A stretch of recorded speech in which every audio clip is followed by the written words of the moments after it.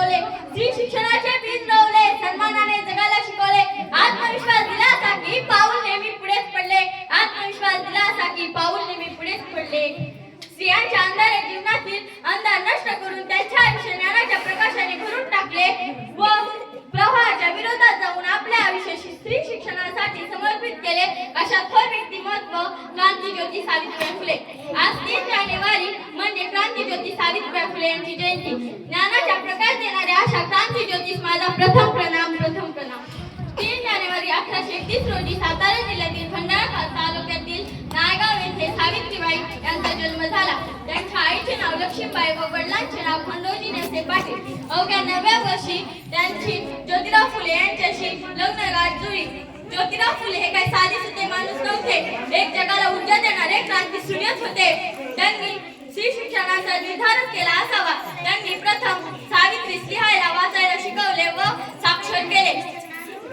सावित्रीचा घेऊन वसा गाठली यशाची शिखरे, सावित्रीचा घेऊन वसा गाठली यशाची शिखरे, परंपरेचा तोडून पिंजरा, मुक्त झाली पाखरे. सावित्रीबाई व ज्योतिराव फुले या दोघांनी मिळून समाजातील मुलींना शिकवण्याचा निर्धार केला.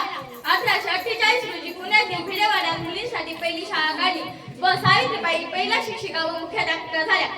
बघता त्यांनी 18 शाळा काढल्या व आपले स्त्री शिक्षणाचे कार्य चालू ठेवले. पण या दिव्य कामासाठी त्यांना खूप संकटाचा सामना करावा लागला. ते जेव्हा मुलींना शिकवायला जात असत तेव्हा त्या समाजातील लोकांनी त्यांच्या अंगावर शेण, माती, गोळा, दगडगोटे फेकले, पण त्यांनी त्यांना काहीच बोलले नव्हते, कारण त्यांच्या उरात एकच विचार स्त्री शिक्षणाचा. पण असे अनेक संकट त्यांच्या अंगावर आले. त्यांची सहनशीलतेचा अंत झाला व त्यांच्या वाटेत जो अडवाईन त्यांनी संकटाला खाल्लं लावली व सळीतोर उत्तर दिले. या प्रसंगानंतर त्यांच्या वाटेत आडवे कोणच आले नाही. त्यांनी त्या काळी सावित्रीबाईंनी सत्तेच्या प्रथेस व विधवा केशवपणास विरोध केला. विधवा काशीबाईच्या मुलाला दत्तक घेऊन त्याचा सांभाळ केला व डॉक्टर बनवले. पुण्यात प्लेगची साथ आली होती तेव्हा सावित्रीबाईंनी स्वतः प्लेगच्या रुग्णांसाठी दवाखाना उघडला व प्लेग हा संसर्गजन्य रोग आहे, तो आज ना उद्या आपल्यालाही होणार हे माहीत असून सुद्धा त्यांनी प्लेगच्या रुग्णांची स्वतः सेवा केली.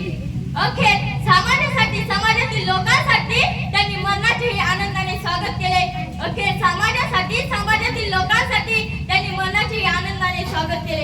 त्यांना ही प्लेगची लागण झाली व 10 मार्च 1897 रोजी त्यांची प्राणज्योत मालवली. शेवटी जाता मी एवढेच म्हणते, क्रांतीज्योती म्हणून अजरामरची जगी, क्रांतीज्योती म्हणून अजरामरची जगी. अभिमान आहे आम्हाला आम्ही सावित्रीच्या लेकी, अभिमान आहे आम्हाला आम्ही सावित्रीच्या लेकी. धन्यवाद.